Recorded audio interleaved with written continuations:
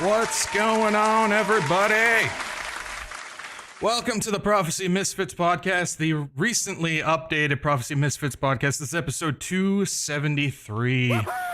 273, the long game. Yes, welcome in, everybody. Thanks for being here. And as you can see, there has been some significant changes as of late on this. This is a lot of stuff that I've been working on for a while and everything. And yeah, it's been a crazy time trying to get everything set up. So we are on an entirely new platform, entirely new system here, and everything hopefully is working properly with what's going on. So yeah. I don't know. I'm just trying to make sure everything is working properly on this. So I see over on Rumble, it says Katie is, it just keeps starting at the 152 mark. Try refreshing, although you won't be hearing me if it's doing that. Should be working properly. So, but yeah, new countdown, new intro. As you can see, I got new colors behind me as well. One of the main issues that I was having, and I looked into it, had to do with the color green that I had in the back that kept causing my face to turn super red. So I had to kind of mess with that a little bit on that. So, but welcome in, guys. This is episode 273, the long game. We got a lot of stuff that we're going to be talking about. We're going to be going over some things. I'm sure everybody has heard of the Coalition for Regional Security, or the Abrams Shield. We're going to kind of go over that just in case you haven't seen that. We've already seen things when it comes to the first steps of going cashless. Trump is already making the first moves to make it go cashless. We got some stuff also when it comes to Palantir and their extreme power grab that is happening right in front of our eyes. We're getting all the flashy stuff over on one side trying to show us, oh, we're here for the good stuff, and we're trying to reveal things and everything, but yet it's actually just a sneaky power grab that's going on over there. We got some stuff when it comes to the IRS. I know everybody's saying they're going to abolish the IRS. Well, it seems the plan is they're actually going to give guns to the IRS agents and deputize them and send them out to the border. So that's great. And we got some other stuff when it comes to the White House and Rumble and other things. So we got plenty of stuff to talk about for sure on this. So is the Rumble side working properly? Yeah. It seems Katie's just having an issue. So tell her to refresh. If you can, because another person's saying that it's running properly over there. So hopefully it's running good. So, all right. But yeah, welcome in, guys. Like I was saying, this is something that I've been working on, and I hope everything runs properly. I got a few more little things that you'll see as we go throughout this and all that stuff. So should be good. All right, let's see what y'all are up to. See how the chat is doing, and you guys are talking it up. So let's see here. Let's go ahead and go right here with Ebsy. How's it going, Ebsy? Good to see you, and glad you're feeling better. I know that you were dealing with some serious junk. A lot of people seem to be dealing with similar symptoms that you were dealing with after the whole fog situation. So it seems like there is possibly something going on with that in the connection to sickness and whatnot. So but yeah, good to see you. And we got Bulletproof Mimi. I don't think I've seen you around before. Well, if I have, I apologize. That's my bad. But good to see you, Mimi. Thanks for being here, and hopefully you're doing all right. Me and names, sometimes we got problems. We got None of This World as well. Good to see you. Thanks for being here. Yes, so good to see you. Please be nice to my tools. They do their best. They certainly do their best. We got Charity Walkowski. Good to see you, Charity, and glad that you're here and you seem to love it, which I think you're referencing to the new stuff. So that's good. Good to see you, Charity. Thanks for being here. We got Joseph Pena Jalapena. Good to see you, man.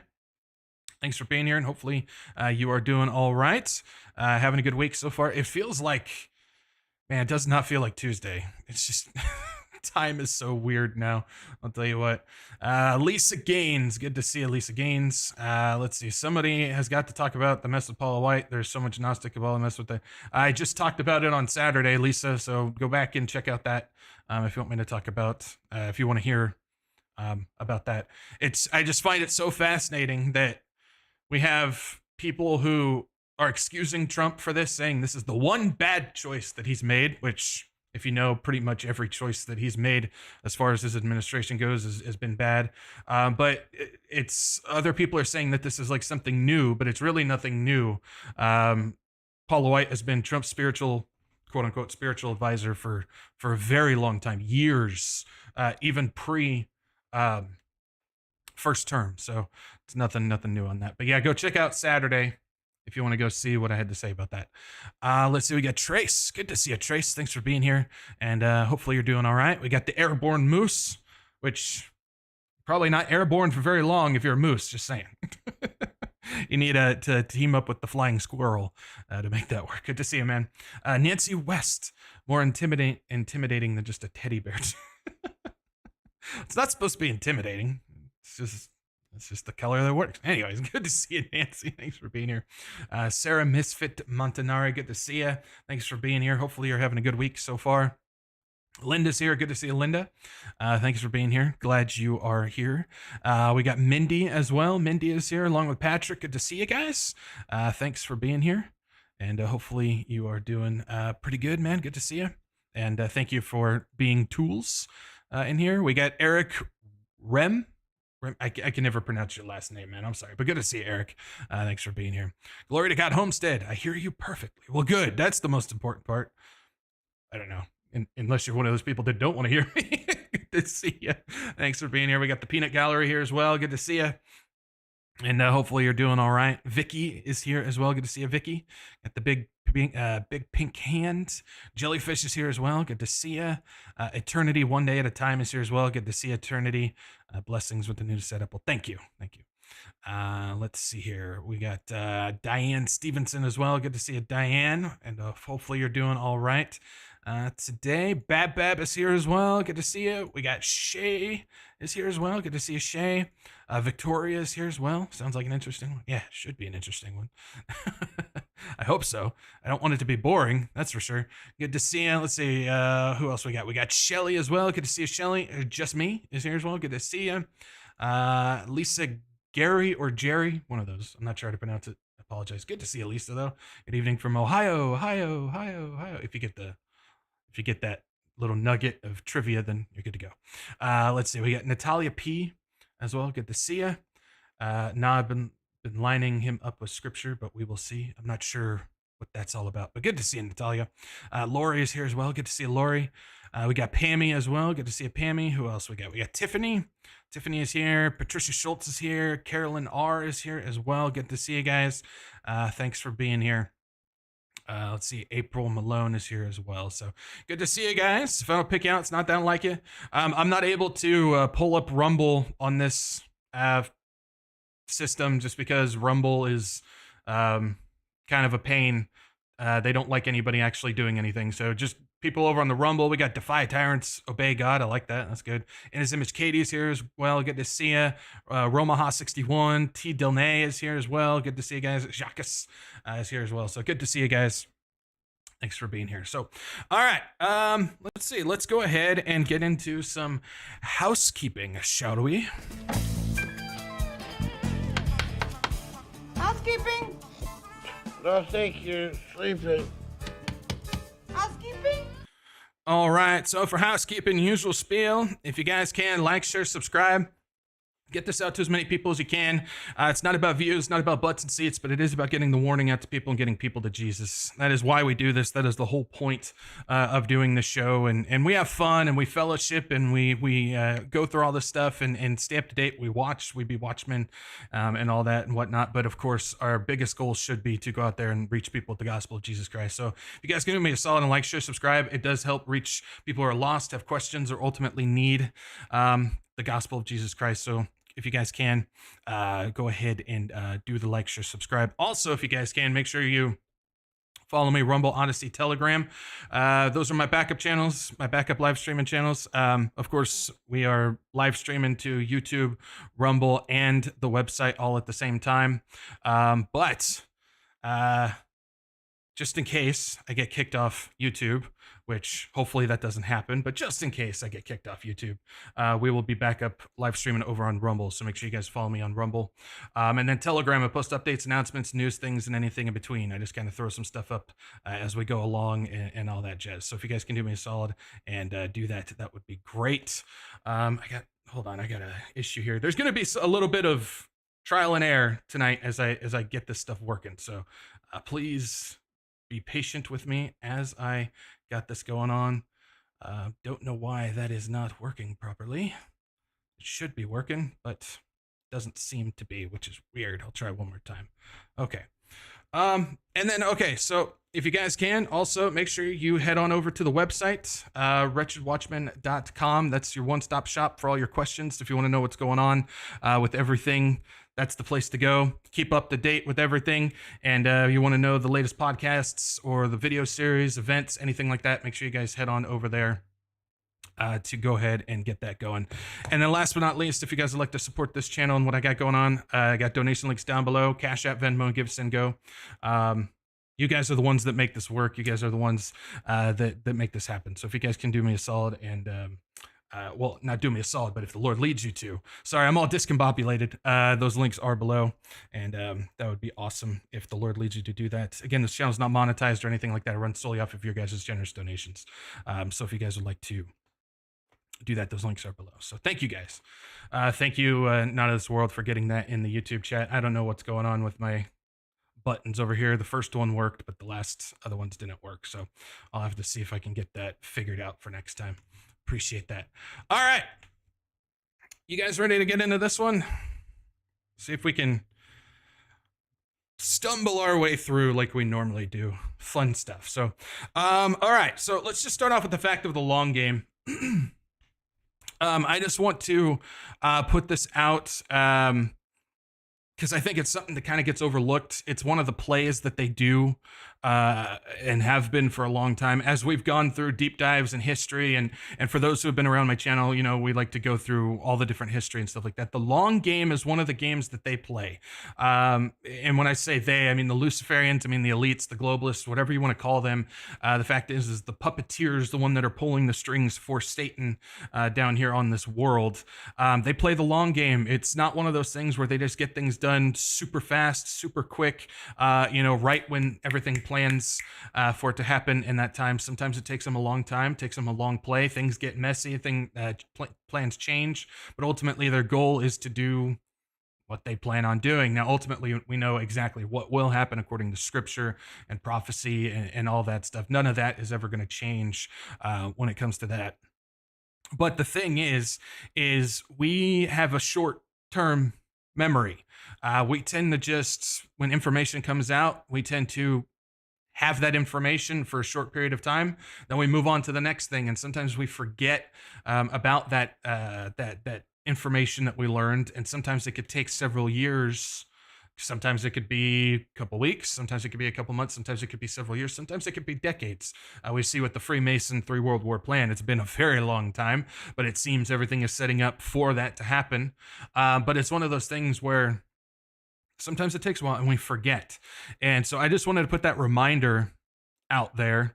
Yeah, Kevin, what'd you say? I don't remember exactly. Just want to put that out there. So often things play out over years at a time, and they also can do things where blame gets misdirected. So something that I've talked about is during Trump's first presidency, this is just the most current thing right now, but during Trump's first presidency, he was setting things up for this next term that he had.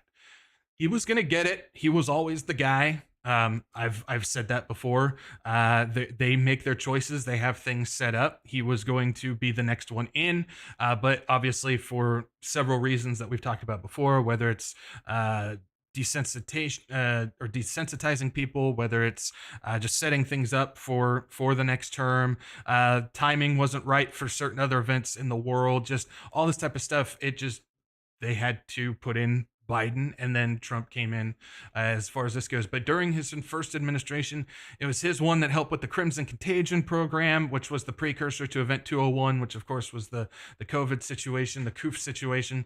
It was his administration that did the tabletop exercise type of deal. Got the CARES Act set up. He got all the technology stuff going and in place. Deals with Palantir, which we'll talk about one of those tonight.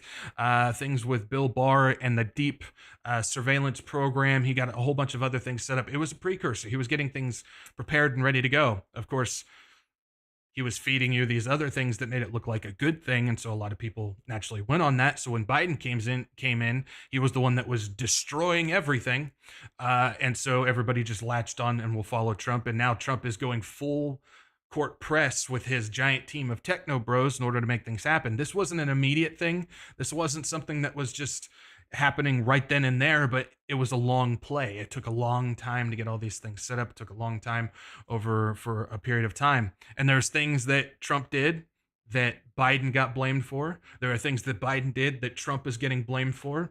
And so it's one of those things where they do it to kind of misdirect and pass blame and stuff like that. We'll talk about something tonight that actually Biden did that everybody was like in full panic mode.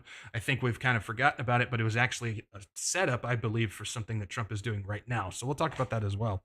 But again, it's something that can happen over a long period of time. There's a lot of misdirect and blame that can come along with it. And again, as in the case of the technocratic state and Trump's admin, they've been working on this stuff for a very long time. There was people that were working on it pre-Trump. Obviously, you had people like Peter Thiel, Elon Musk, Jeff Bezos, Mark Zuckerberg and stuff that were pre-Trump that were getting things going. But it was Trump that's now bringing it in. And one of the things is he is deconstructing. He is revealing the bad guys. He is showing all the corruption and whatnot, giving you the truth of what's going on. And he's removing all the excess waste and trying to find and how to save money. All the meanwhile, he's ushering in that technocratic state underneath. He's setting things up for this technocracy. He's setting things up for this technocratic dictatorship. He's setting things up for a military dictatorship. He's setting all these things up, but everybody's cheering because over the top, the whipped cream on the sewage sundae is revealing the truth. But yet, what's really going on underneath is actually so much more dangerous with what's going on. We often get the thing of, well, Trump, from the WEF guys, you see like Noah Yuval Harari and some of the other talking heads from WEF saying, well, now that Trump is in there, he's going to change up the whole new world order. He's going to change it up. Well, he is. He's changing it up from the world order that we thought they were going to install, but is actually preparing it for the new world order that's much more dangerous and readily available for the Antichrist when he comes and all that stuff. It just has new names on it. Like everybody says, well, he banned CBDC. Well, he also endorsed and replaced it with stablecoin, which is actually much more dangerous. We've already talked about that before. He's talking, we got to get rid of the immigration. Well, like what we're going to talk about tonight, it has to do with, well, he's going to arm IRS agents. He wants to get a biometric surveillance wall with digital ID set up in order to do it. Now, is that to keep people out or to keep us in? That's another question. So everything that he's doing that is positive is actually coming with a negative, but unfortunately, all the people who are on Team Trump are completely ignoring the bad stuff and just promoting the good stuff, which is exactly what they want you to do, which is unfortunate. So it's the same tactic that the right blames the left of doing, where they're just hiding the truth and they're just, giving bad information. Well, the same thing is now happening on our side, but we can't recognize it, of course. So again, we're trained with short-term memory while they play the long game. And this is just so human. I don't really know other way to put it. It's human. And again, with all the digital age, the information age that we live in now, where everything is digital and just at our fingertips so fast, all of us have a short attention span and we tend to forget things. I'm notorious for it. I always say I have the memory of a goldfish. I even forget that I've saved things and I can't even remember how to go back and find the things that I saved. I know I've got them saved somewhere, but I can't even remember what it is. It's a long mess. It's just a big mess, but it's human. It's human nature. So with that, let's go ahead and get to the first thing. Again, I know this has been a talking point recently, but just in case you haven't heard about it, I figured it would be good to go ahead and talk about it. So let's go ahead and talk about the Coalition for Regional Security. And I always find it funny that the thing right up front, with crisis comes opportunity, is very similar to never let a good crisis go to waste, which I think is pretty interesting. But yeah, a new regional order in the Middle East. New regional order. That's kind of interesting how that plays out on that. So, yeah, as you can see here, it says the Coalition for Regional Security promotes a new regional order in the Middle East that will serve as an iron shield against the threats of Iran and its proxies for Israeli security. And so we can see here, it says, since the attacks of October 7th, Israel has been fighting on several fronts in the most just war since its founding. Like a phoenix, the state of Israel, it's funny, so much about Phoenix. You go back about the digital currency, Phoenix. You see things here, Phoenix. You see the United States flags have Phoenix on top of them now. You see all these things, Phoenix. Everything's rising up. It's very interesting. Since the state of Israel has managed to rise from the dust, demonstrating unprecedented military power that has been brought about profound changes in the Middle East. Israel's historic military achievements have proven once again to both its enemies and partners its regional power, determination to dismantle the Iranian axis, and tremendous commitment to protect its citizens. At the same time, it has become increasingly clear that Israel cannot defeat Iran and prevent its proxies from rebuilding on its own, nor can it do so through military force alone. Okay, so this is something that I think is interesting.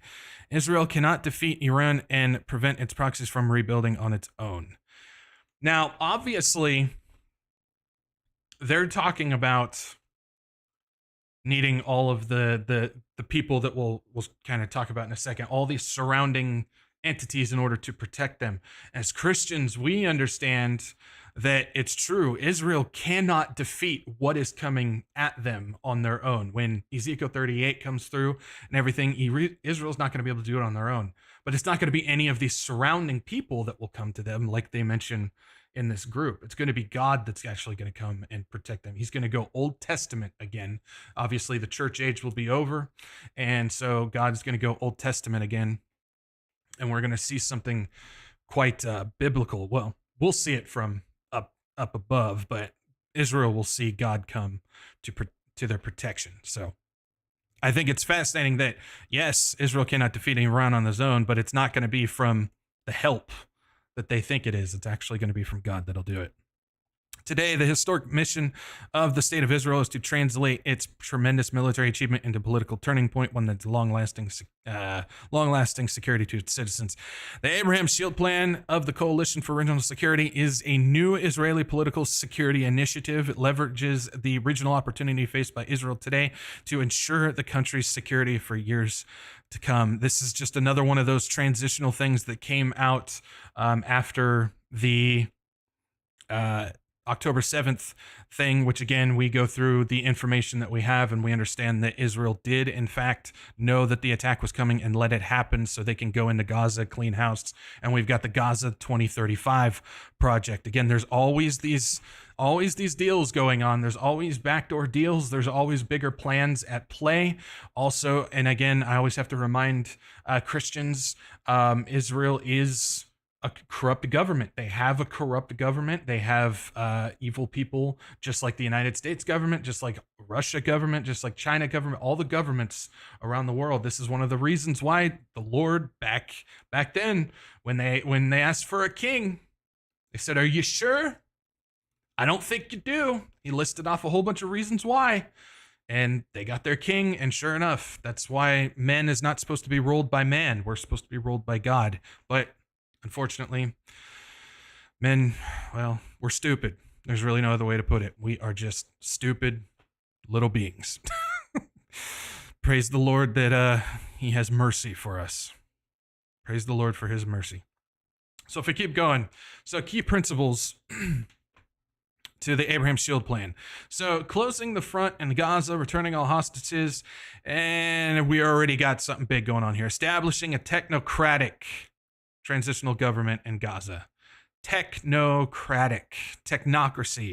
One of the key things that I think is important for all of us to realize is One of the main players in getting the technocracy set up is the state of Israel. Israel's been one of the main leaders in getting all this stuff set up.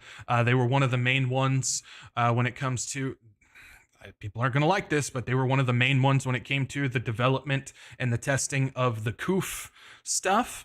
The things, the stuff. I'm sounding like Biden, the big things, the stuff, the things with the hairy legs in the pool and stuff, but they were one of the big ones with that. They're also one of the biggest ones when it comes to technocracy and getting all of the database set up, the surveillance stuff set up. Remember, there's the what is it? It's the Carbine program, which actually is the Israeli AI system is plugged into our 911 system here in the United States, and all of this is going on. We'll get into Palantir and how they play a factor into this too, but it's all a big team effort. And so when you have a technocratic transitional government going into Gaza, which of course is the Gaza 2035 program, you can see that there is a much bigger plan at play. That's just how it goes. 2, implementing and enforcing the agreement in southern Lebanon through a zero violations policy and strengthening the Lebanese army. 3, following the fall of the Assad regime, harnessing regional forces to stabilize Syria and turn it into a buffer against the Iranian axis. Now, this is another aspect that we can see the effect of the CIA and the Mossad being involved, because, again, I've talked about this in the past when this whole thing went down. The quote-unquote Syrian rebels that took over, not only were they cleared a path by the Iranian, the IDF forces that dropped bombs to clear a path for those Syrian rebels, but they were also let through and funded by the CIA in order to get them to go through as well. These are the makeup of the several different terrorist groups that all came together that, of course, those terrorist groups were funded and created by the United States as well. We've talked about all that as well. If you're one of those people that think I'm nuts, go back in my videos. You can see that I show that that's what happened. And so this is another play that they had to get Syria set up. I don't have the article, but there's also a report that came out just a couple months ago that the Freemasons are back in Syria, and they're getting things set up again over there as well in Syria. So, of course, Freemasons get involved with that situation. So that's not anything to surprise as well. But, of course, the Syria situation was also a play involved with all this as well. Then we got deepening the moderate regional coalition, returning to a fast-track normalization with Saudi Arabia, expanding the Abraham Accords, which I think when it comes to what's going on with Gaza 2035, this is, I think it's going to play a part when it comes to this coming peace deal. Could it be the peace deal? The Antichrist peace deal? Could be. Could it be a smaller one, a precursor? Could be. I'm not going to sit here and pretend like I know. None of us know. If you're somebody who says, oh, I know, I have the no, you don't. We have no idea exactly how that's going to play out. But I have a feeling that the Gaza 2035 has something to do with that. So that does not surprise me that that's part of this as well. Number 5, implementing a blockade plan against Iran and preventing its nuclearization. I've been told that they were 2 weeks away from nukes for the past 15 years. So pretty good job on that so far. And then number 6, an Israeli declaration of gradual, responsible, secure paths to separation from the Palestinians within a decade as part of the comprehensive regional agreement, which of course we know Trump has been wanting to kick out the Palestinians, and that's what he's been saying on that. So let's go ahead and move over into the Abraham Shield plan. We're going to find some interesting stuff here. It says the Abraham Shield Plan of the Coalition for Regional Security is a new Israeli political security initiative that paves the way for the state of Israel to emerge from wars of attrition to a reality of security, stability, and prosperity based on current regional opportunity. A whole bunch of talk about peace and security. Of course, whenever that happens, everybody starts going in a panic. They've been talking about peace and security for the past 50 years. So everybody calm down. We're just kind of throwing darts. That's obviously not the peace and security so far that Scripture talks about, but that day will be coming because Scripture is always correct. But yeah, if we go ahead and jump down, we're going to find some interesting stuff here, of course. It says closing the front in Gaza returning all hostages, establishing the technocratic. So what is some of the details of what's going on with this?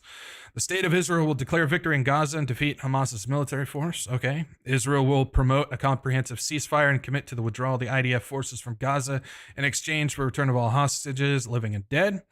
Israel will reach bilateral understanding with the U.S. on freedom for action for security operations and target raids in the future to prevent Hamas resurgence and dismantle terrorist infrastructures. Israel will work with its regional and international partners to establish a technocratic transitional government in Gaza with regional backing that will provide all citizen services to the Palestinians during the transition period. So that's the big one. Again, they want to get this technocracy, this technocratic system set up when it comes to this. So that is a key part. We're seeing that all over the world, even in the Middle East, even in flattened Gaza. They want to get this rolling. Again, I still think this is going to play a part somehow in a peace deal. I'm not exactly sure how specifically, but I just have a feeling. Arab police forces will operate in Gaza. So again, we're getting the Arab situation surrounding states over there. The reconstruction package for Gaza will be led and financed by the West. Build the wall, make them pay for it. Does that sound familiar? And the moderate Arab states led by the United Arab Emirates and Saudi Arabia. Again, that's the big one right there, Saudi Arabia. We already know the UAE has ties, a somewhat deal with Israel that happened several years ago, but Saudi Arabia is the big one that we're looking at. Saudi Arabia plays so much of a part of what's going on in the Middle East. Also, just to make a point, you look at one of the Saudi princes. I can't remember his name specifically. Good luck trying to. I can't remember American names. You think I'm going to be able to remember one of those names? But Saudi Arab prince actually bailed Trump out of bankruptcy twice back in the day. So Trump has been bailed out of bankruptcy by the Rothschild family. He's been bailed out of bankruptcy by the Saudi princes, and of course he's made deals with George Soros and all that stuff as well. So. But Saudi plays a big part.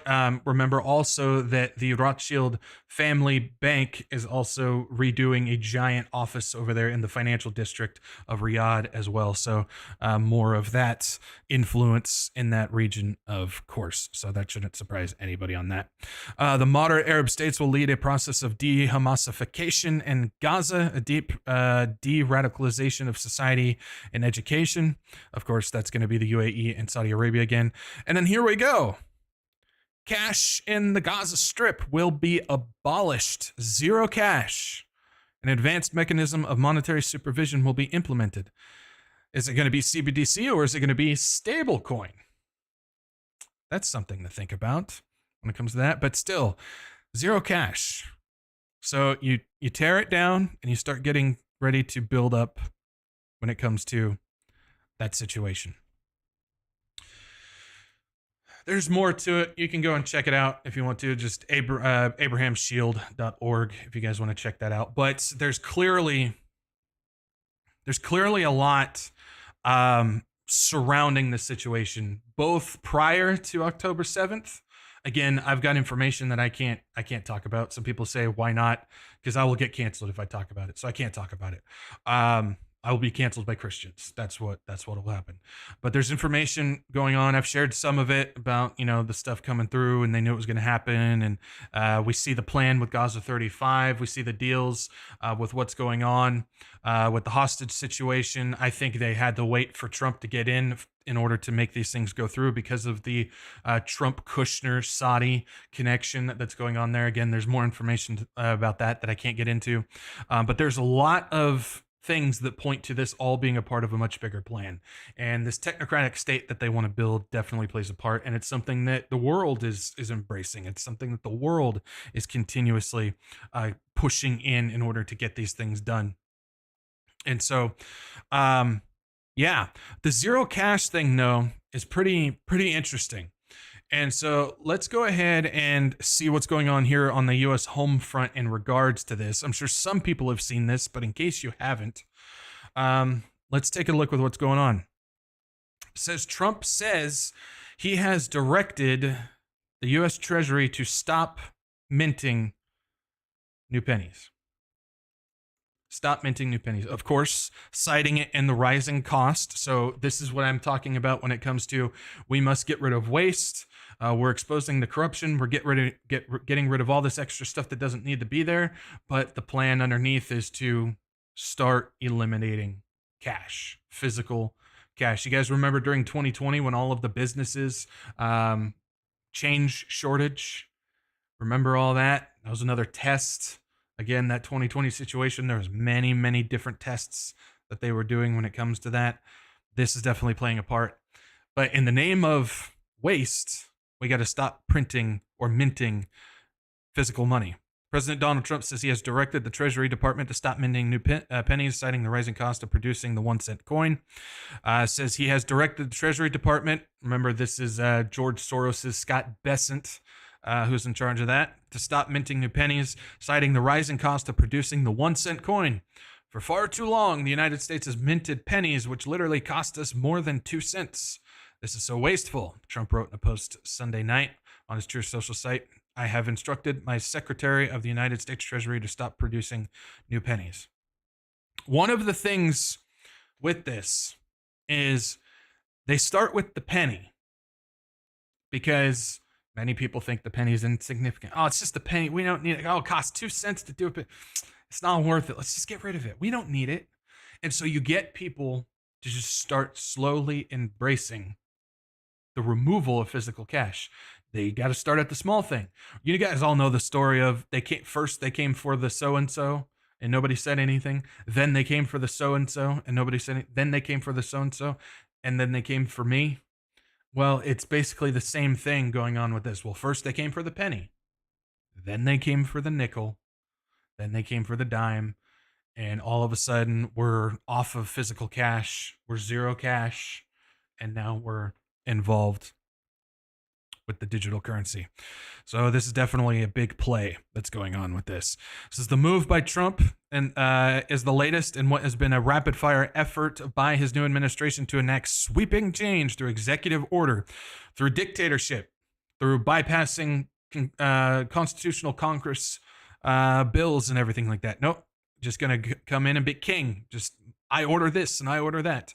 Executive order and proclamation on issues ranging from immigration to gender and diversity to the name of the Gulf of Mexico. This is the dumbest thing. You guys have seen that the Google Maps and now Apple Maps have actually changed it from the Gulf of Mexico to the Gulf of America. That's not how that works. You can't just say, I'm changing the name of this and it works. It's ridiculous. Find it funny that Google and Apple are so willingly going along with Trump as well. That should be a red flag going off, because remember when Google and Apple were all for the Biden stuff and all the Christians were up in arms about that? They're just playing games with Trump now too. So don't let your political bias get in the way of that. Trump has not discussed his desire to eliminate the penny during his campaign, but Elon Musk, so-called Department of Government Efficiency, raised the prospect in the last Twitter post highlighting the penny's cost. U.S. Mint is losing $85.3 million in 2024 fiscal year that ended in September on nearly 3.2 billion pennies it produced. But here's where things get, foreshadowy, maybe. The mint also loses money on the nickel. Are they calling their shot already?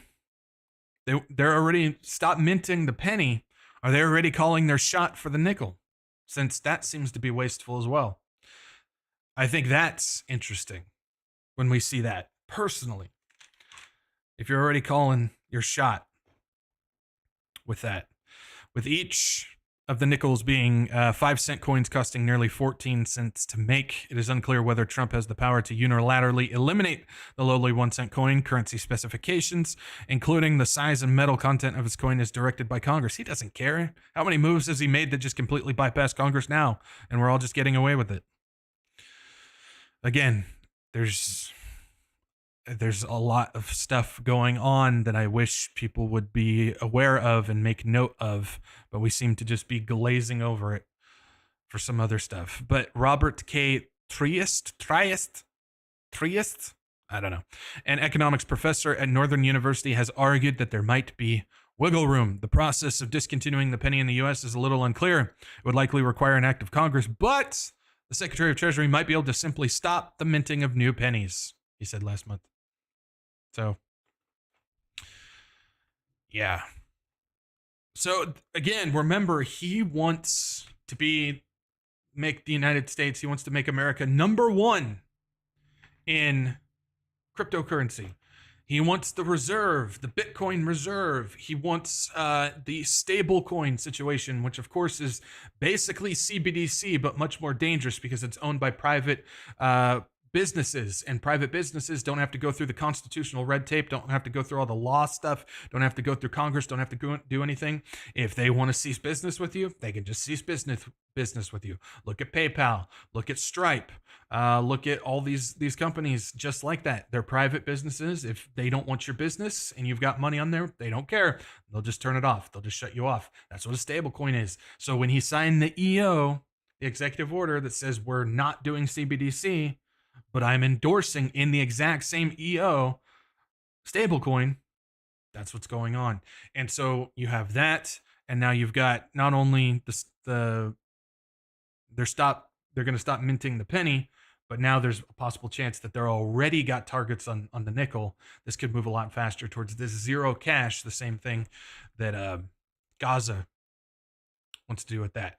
There's also let me see here. A interesting point from Matt Gaetz on this. He tweeted something out. So let's go ahead and move over to this. Let me see here. Make sure I got the right thing here. Let's see here. Is it going to work? If I can get it to work. Why are you not working? Hold on. I already have it pulled up. That's why. There it is. All right. Still learning on this. Give me a second. Okay, so Matt Gaetz, he tweeted this out on February 8th. He said tokenization, which of course is the digital currency and all that, the blockchain, the digital ledgers, all of that, is going to overtake the U.S. economy. Cash is going the way of the beeper. I'm not suggesting in this post that this is a good or bad, but it is coming. He's telling you. They're telling you it's coming. You're not going to stop this. Tokenization is going to overtake U.S. economy. There's no stopping what's coming. There's no stopping this plan that's at play. There's no stopping the technocratic system that's coming in. There's no stopping the beast system. There's no stopping all of this that's coming on. But as Christians, if you're just a truther and you don't have Jesus Christ, I would be freaking out, and I'd go, no, we can do this. We can stop this revolution. But as Christians, we should look at this and go, okay, there's no stopping. There's no reprieve. My word, I'm still seeing people saying, well, we have a reprieve now that Trump is in here. No, things are moving much quicker than if Kamala was in place. See, that's the argument that I still see all the time. Well, you'd rather have Kamala in there? Things would be moving much faster with Kamala in there. I don't think they would. Yeah, we would have more of the destruction of like the DEI woke and all that stuff, which is horrific. I'm not defending that in any type of way. But when it comes to the creation of the beast system, no, it would actually go a lot slower. Because Trump's the one that has the team for this. Trump is the one who has had the lawfare and the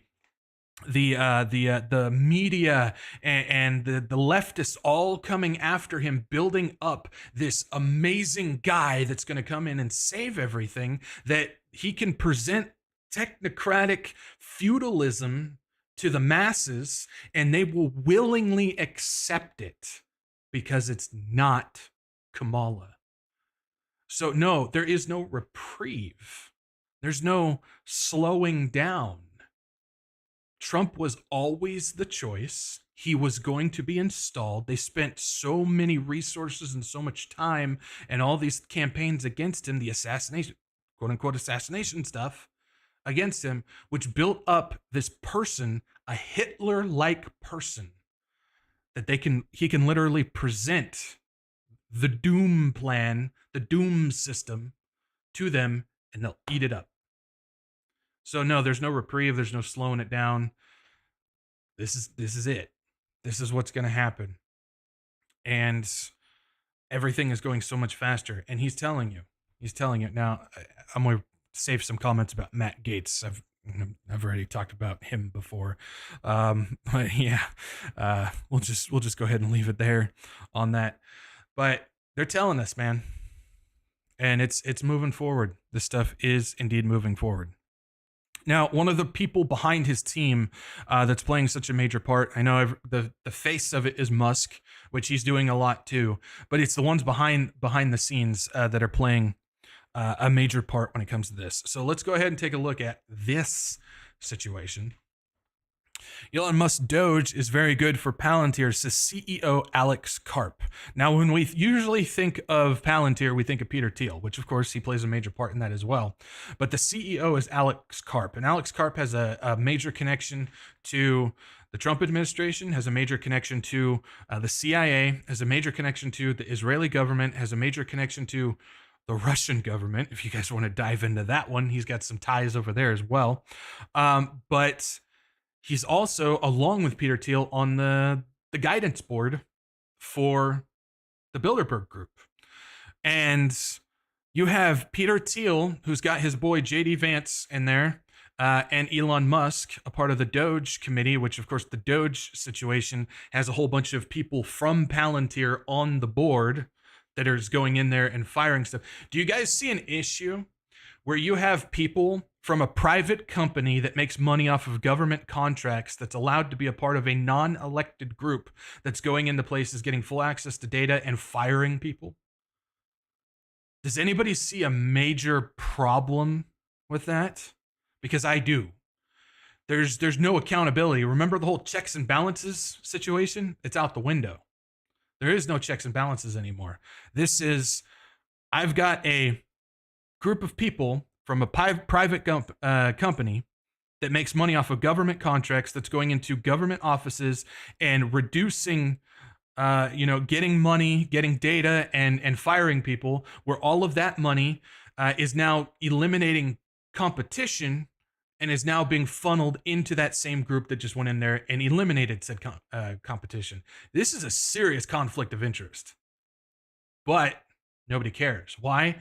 Because it's Elon Musk, and he's fixing the problems, and he's exposing the evil, and he's exposing these things, and it's all good.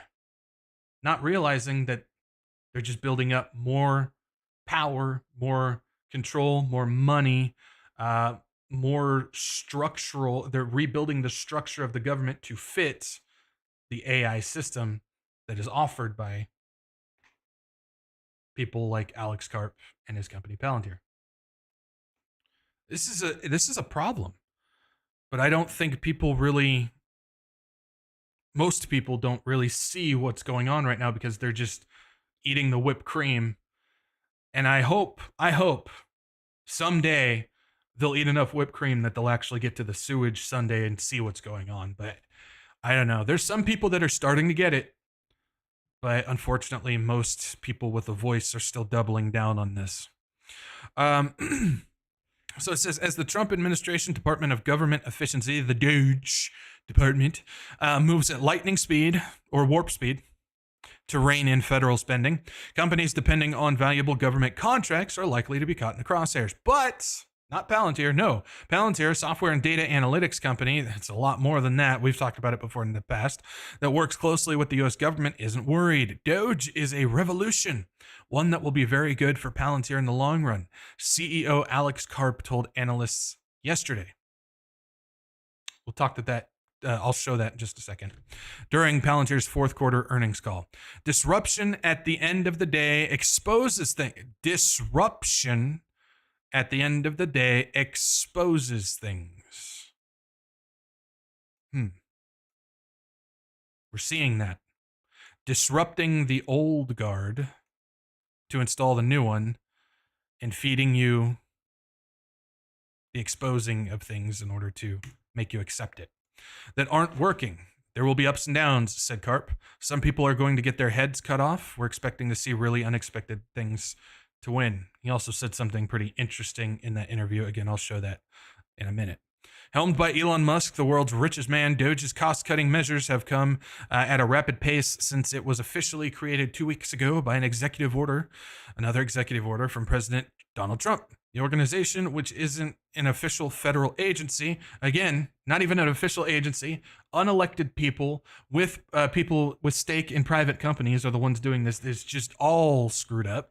Has already gained access to Treasury Department's payment system, which again, we talked about that was perfect timing for when X announced X Money with their partnership with Visa.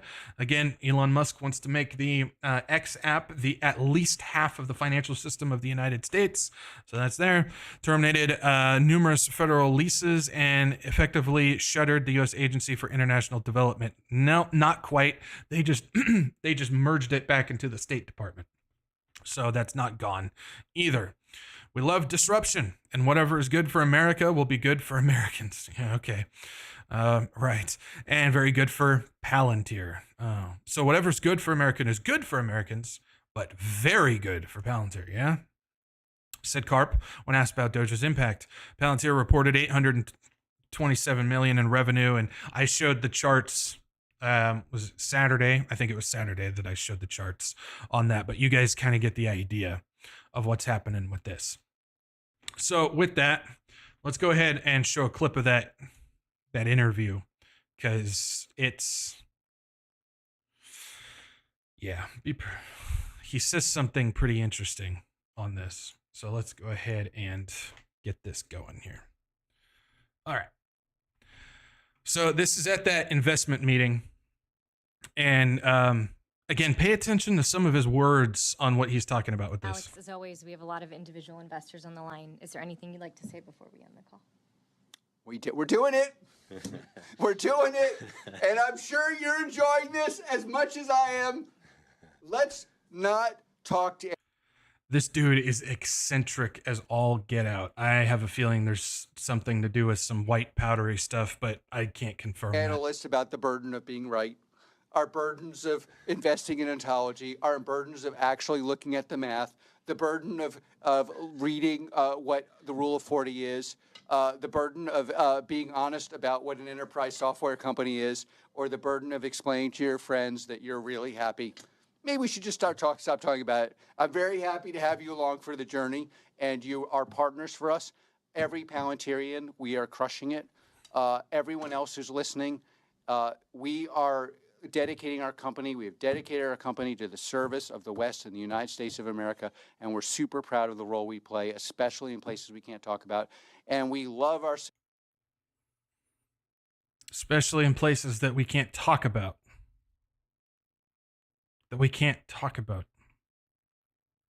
That's dangerous. Isn't the whole point of Trump's new administration about transparency? Well, the main group that's controlling all of it, that's rebuilding the entire AI structure of the new United States government, has a lot of things that they can't talk about. Interesting. In places we can't talk about. And we love our success in the U.S. and globally. Also, we are... Globally? Doing in the United Kingdom and many other places. Palantir is here to disrupt and make the institutions we partner with the very best in the world. Here to disrupt. So they're here to disrupt not only stuff in the United States, not only programs in the United States, but across the world. Again, Alex Karp has major connections to the CIA and is working around the world with all these things as well. We understand that Israel's plugged into this as well, and there's some other places that Palantir does work and all that. Remember, they're the ones that invented the Maven system, which became the Lavender AI targeting system that Israel was using during the Gaza war as well. So you don't think that Palantir has some stake in Gaza 2035? I think they do. And when it's necessary to scare enemies and on occasion kill them. Did you guys hear that? Occasionally to scare enemies and on occasion kill them. And make the institutions we partner with the very best in the world. And when it's necessary to scare enemies and on occasion kill them. And we hope you're in favor of that. We hope you're enjoying being a partner. And we're really... So we hope that you're in favor of scaring and killing our enemies and you're enjoying it. Pretty sure the elites and the stakeholders in these companies are enjoying it. Now, I don't think it's so much for the people on the receiving end of what's going on over there. That is Trump's main AI establishment group behind his administration. There's other ones, obviously, and I'm sure there's some characters that we don't know about, but Palantir was one of the main partners that Trump set up, part of the Peter Thiel package with Alex Karp and Elon Musk in his 2016 administration. I'll show one of those contracts in a minute, but this is the main group that's making it all happen now. Palantir is one of the main organizations that's helping to establish this beast system, to make this all work, to make this happen, to disrupt the old United States government and to bring in the new one. But again, we're all being fed the whipped cream of, the exposing of all this stuff. I've seen so many reports and so many people talking about the U.S. aid situation when it comes to all the money, Inter-News Network, that whole situation where it's like 4,000 publications across the world and stuff. They received all this money and 1,000 places and a whole bunch of journalists and all that stuff like that. All of them were talking about all the big ones. Nobody was mentioning that some of the main ones who were getting funded by that involved Mike Flynn and his group. I talked about that before. Mike Flynn, Taylor Beans is another one that was getting it. Even Charlie Kirk was getting it. Nobody was talking about those because those were the good guys. They're the good guys. We got to push that away. I don't want to talk about those. It was just the bad people, just the big ones. But that's what I mean is expose this stuff, but all the meanwhile, everything else is being buried over there. Not a good way to go about this, in my opinion. Let's go ahead and jump over to this, and we can see how Palantir played a part in 2020 as well, when it says Palantir provides COOF tracking software to the CDC and the NHS, pitches European health agencies. So let's just follow the train here, follow the trail. You had Trump's administration do Crimson Contagion, which was the tabletop exercise to prepare for the big tabletop exercise that was Event 201 that had to do with the outbreak and all of that. Meanwhile, he's setting up contracts with Palantir and his partnership with Peter Thiel. And then we have Event 201, and we see a couple months later that the world falls into place. And what follows that? Palantir. Palantir follows that. They were ready to jump on to fix everything, to help come up with this, to get more contracts out there, to get more reach on data and surveillance and more money and more global establishment. When you just follow the connections, they're there. When you just follow the connections, they're there. As the floor drops out from under many startups, some tech companies are finding a path forward by meeting new government needs. Among them is Palantir, of course. Among them is Palantir's secretive, government-friendly big data operation that's able to ingest vast amount of information to visualize trends and track individuals. Useful tasks as the spread of COOF threatens to overwhelm the healthcare systems and economies. So you're telling me that even though this company, with everything that they're doing, and is basically the linchpin to this new Trump administration, you're telling me that Trump has no idea what's going on, that he has nothing but good intentions for us, and that this is going to somehow be used to benefit us, and he's offering a reprieve through it? Somebody, please make that make sense. Please, somebody explain this to me like I took a free donut for a COOF injection. Because I can't find any feasible way to make that make sense. Can't do it. In mid-March, the Wall Street Journal reported that Palantir was working with the CDC to model the potential spread of said virus. Forbes reported that the CDC staffers are now regularly using Palantir's web app to visualize the spread of the virus and to anticipate hospital needs. According to that report, Palantir is eschewing dealing with sensitive personal identifying information in the COOF efforts, instead providing analysis of I can't say that word, anonymized. I think I got that. I think I got it. I'm not going to try again. Hospital and healthcare data, lab results, and equipment supplies through the platform called Palantir Foundry. In the UK, Palantir is also providing the National Health Service with COOF data analysis through the company's Foundry software. In a blog post that mentioned the partnership, the UK government said that it will use Foundry, which has been primarily developed in the UK, to enable disparate data to be integrated, cleaned, and harmonized in order to develop the single source of truth that will support decision making. That's not all. According to a new report, again, this was several years ago, from Bloomberg, Palantir is also pitching analytics software to government officials in France, Germany, Switzerland, and Austria. The company is apparently pitching both its Foundry software and tool called Gotham, which is best known for helping intelligence and law enforcement agencies track individuals. Are we getting a sense that this is all one giant system? Those two tools have been proposed to European health agencies as a blended solution that could help countries get a bird's eye view of the pandemic. Of course, surveillance technologies ramps up. Electronic Frontier Foundation, governments around the world are demanding extraordinary new surveillance powers. Arise out of new relationships between governments and privacy companies that arise out of the pandemic. Come on, man. It's just right there. Among those relationships, Palantir's co-founder and chairman Peter Thiel is one of the Trump's administration's most prominent allies in the tech world. His sometimes controversial projects and investments generally attract attention, Palantir included.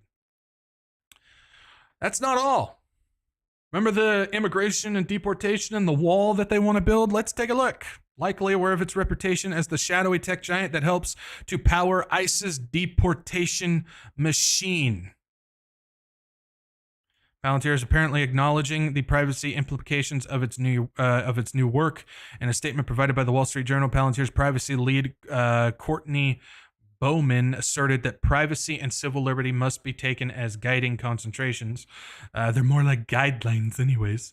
Is any data-driven COOF response not as an afterthought? While it appears to be taking on a new role for the U.S. COOF response, Palantir has worked with the U.S. federal government on infectious health threats for years. In 2010, the CDC used Palantir to monitor an outbreak of cholera in Haiti. Along with that, we can see some of the work is very recent. In late January, Palantir signed a $3.6 million contract with the U.S. Department of Health and Human Services to provide software for PEPFAR, a long-running international HIV program. What's something, if you've been paying attention to what's going on in the UK, Keir, what's his face? The new prime minister dude over there, the Keir guy. He's been pushing all UK citizens get jabbed for HIV.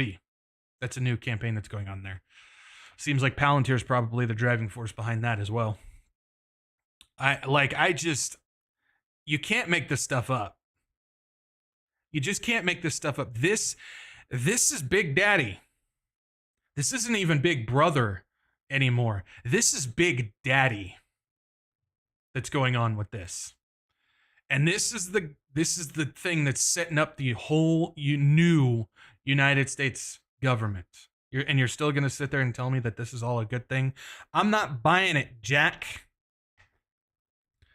I'm not buying it. I've got beachfront property in Montana for sale. I'm not buying it. And just in case you don't believe that, here's this as well. CDC, this is straight from Palantir's website. This was back in 2022. CDC partners with Palantir to bolster the fight against COOF. So it is there. No lies detected. Still there. I don't even know at this point. Now, again, as I made reference before, I talked about the fact of the deal, whatchamacallit, the deal of having conflict of interest when it comes to the Palantir people, a part of Musk's Doge's team that's going into the United States government to remove people and contracts and all this stuff, and all that can be fed back to the company that these people work for. That's a major conflict of interest. Well, I've got an interview here from February 7th with none other than Joe Lonsdale. Now, if you don't know Joe Lonsdale, he was one of the co-founders of Palantir with Peter Thiel and Alex Karp and a couple other guys. Can't remember the names off the top of my head. But he's one of the main guys that's going on with this. He's the guy that claims, first of all, he big connection to Sean Ryan, which again, I think Sean Ryan is part of the limited hangout intelligence drop. I don't think he's telling the whole truth. I still think he works for the CIA, but he's big fan of Joe Lonsdale. And Joe Lonsdale has said that he has the answer to take out all of those drones that are flying around. Remember that? His new company that he's got has the answer to take all those out as well, which is kind of interesting. But yeah, we're going to go ahead and take a look and see what he has to say about this whole situation as well. Shall we? Okay. Do you think companies like this are poised to perhaps drive more business from this administration at a time where Doge is going in and Elon Musk is going in and sort of taking that Silicon Valley ethos of moving fast and breaking things? Well, listen, I'm, as you know, a huge fan of Doge. I have a lot of friends involved in Doge and have been doing my best to help them. There's so much waste in government. There's so much to cut. Companies like Palantir. Did you guys catch that? Let's rewind this back, shall we? See what did he say here? Well, listen, I'm, as you know, a huge fan of Doge. I have a lot of friends involved in Doge and have been doing my best to help them. I have a lot of friends in Doge, and I'm doing my best to help them. He's telling you. They are telling you what's going on with this. They are telling you. So much waste in government. There's so much to cut. Companies like Palantir and Anduril actually do better when you cut the waste, because what happens is that if you are forced to use your money more efficiently, if you are forced to say, we're going to have to do this twice as efficiently, 10 times as efficiently, that's when Palantir and Anduril win. Like, you literally have things they're deploying that are a tenth the cost that are better. And so if in this new administration, by the way, you know, Pete Hegseth, our Secretary of Defense, he was very clear. He wants to have competition. He wants the best ideas to win. He wants I don't think he's not going to favor new things versus legacy companies. He's going to favor whatever the best solution is. And that means companies like Anduril and like Palantir are going to keep growing really fast. It means you're going to cut a lot of other nonsense that's really crony and shouldn't be there.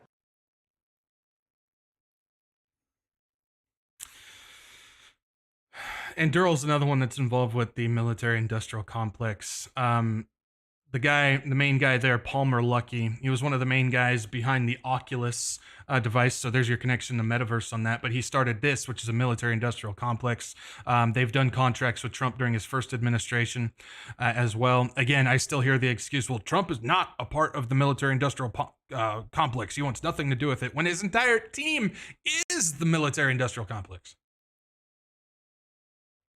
Like, what? But he's telling you, I have friends. I'm helping them. When we reduce the waste, when we get rid of all of the other people, that's more money for Anduril and Palantir. As he said, it's good for them. Exactly. Because what they're trying to do is get rid of all the extra stuff and reshape it to a much smaller, in terms of manpower, but much bigger in turn of AI tech. This is the situation that's going on with this. So I wanted to play that for you guys. I wanted to make sure that you heard the words straight from his mouth, that this is in fact what is going on with this situation. Okay. We good? You guys doing all right? I know I might be throwing a lot out there. I'm sure there's some people not enjoying what I'm talking about, but again, I'm not here to fluff things up. I'm not here to give you the whipped cream. I'm doing my best to make sure that we're fully informed of what's going on. I want to make sure we know what is going on. That's my main goal with all this. Okay. Let's go ahead and move into this next section here that also involved Palantir with what's going on. But we'll get to that in just a second. But first, I want to show you this. Trump's Department of Homeland Security looking to deputize IRS agents for immigration enforcement. Wait, what? Where did this come from? I thought we wanted to reduce the IRS. But now we're going to deputize them and hand them guns? Remember, Trump also said that he wants federal immunity for all these guys.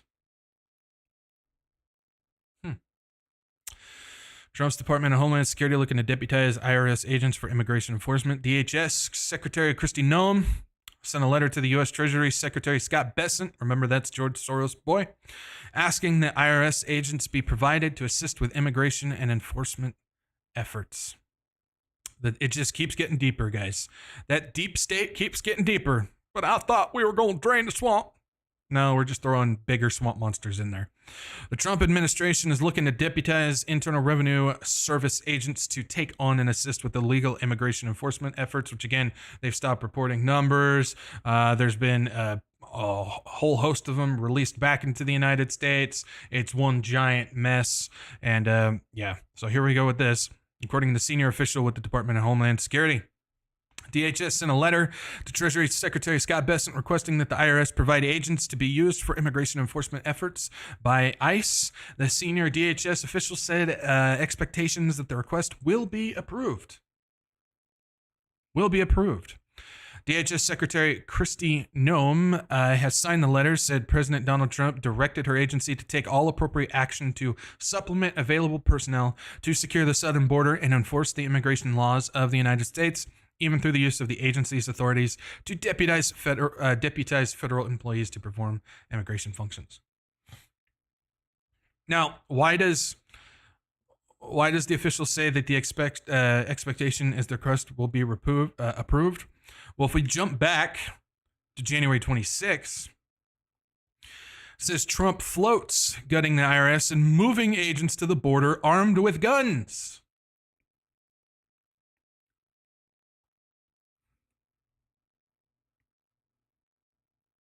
I'm just letting that one sink in for a second.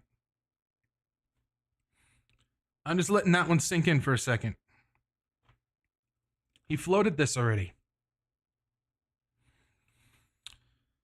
Donald Trump floated moving nearly 90,000 IRS agents hired under the Biden administration to the border to patrol the area while armed with guns.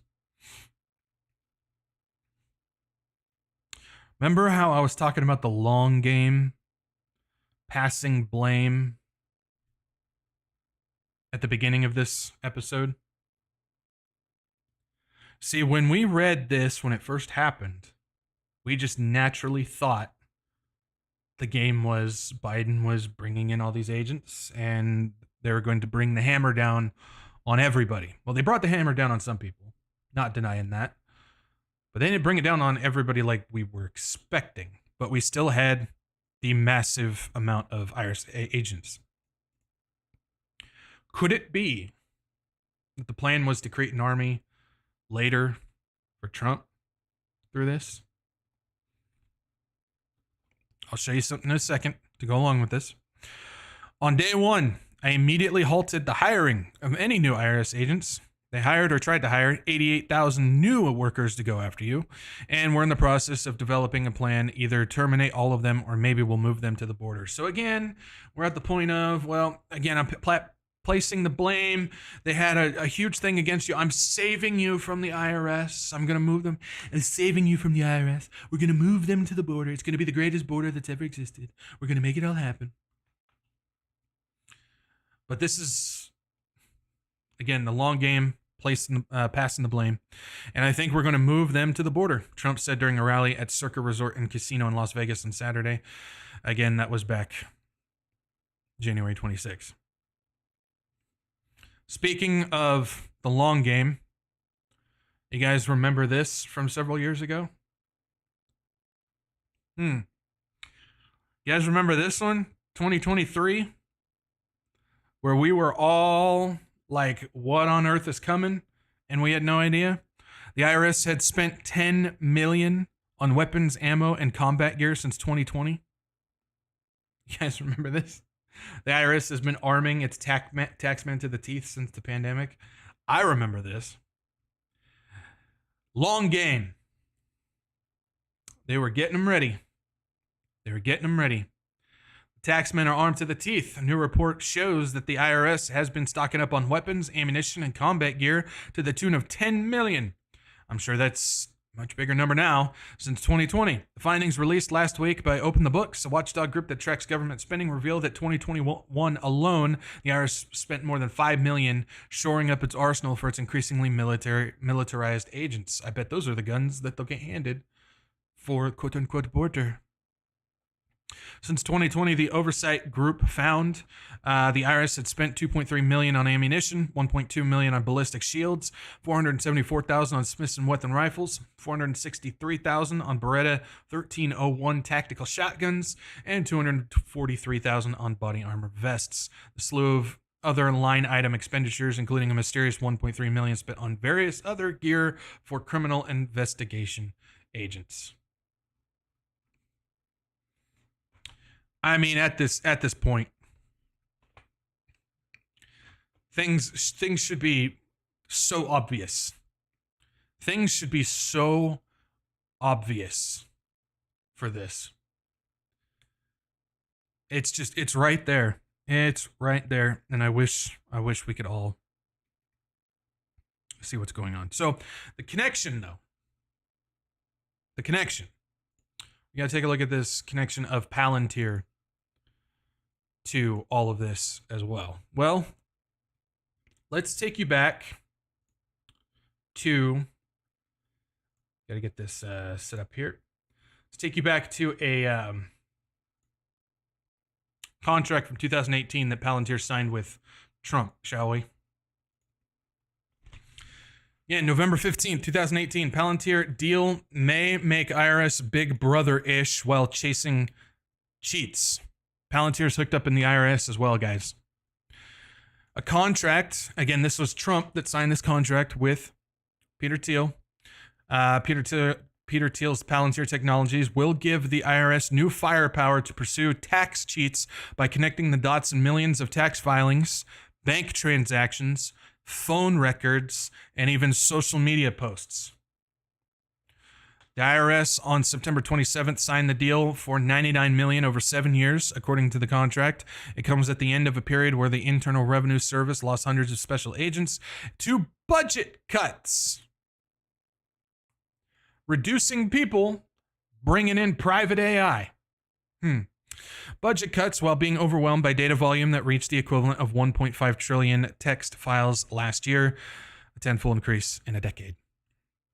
So Trump in 2018 signed a contract with Peter Thiel when they were reducing IRS agents, cutting the waste, cutting the costs, reducing people in order to bring in a private corporation, a military industrial corporation, a data collection agency to come in and collect details on your taxes, bank transactions, phone records, social media posts, to find, collect, and track you.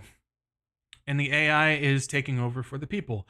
Again, this is the exact same thing that is happening to the current government right now in front of us. This is the new government. This is the technocracy. This is the neo-feudalistic technocracy. This is the new world order. Remember Marina Abramovic, who said that there was the Swedish dreamers, the Swedish shaman, who, when they get together, they do their collective dreaming to receive their demonic visions and whatnot. that said that Donald Trump is the great magician, the great high priest, the one who will bring in confusion and chaos in order to establish the new world order. Who, Marina, if you don't know, she's the Satanist who's teamed up with the Rothschild family, who I believe actually speaks to Satan directly. I'm not talking about demons. I mean, I believe she has a seat at the table of speaking to Satan himself.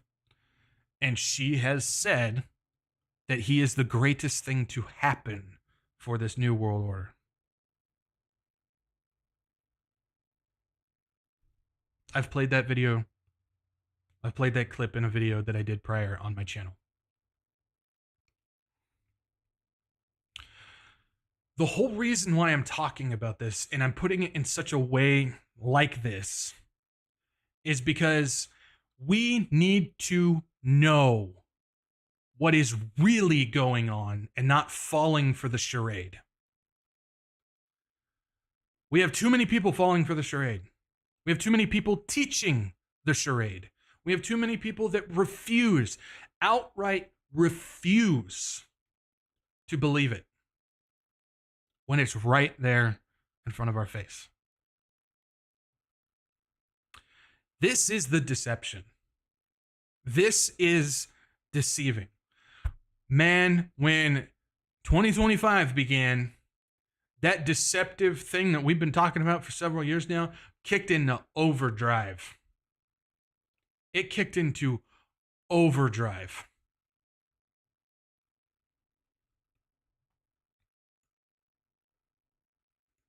And we just can't see it. We just can't see it.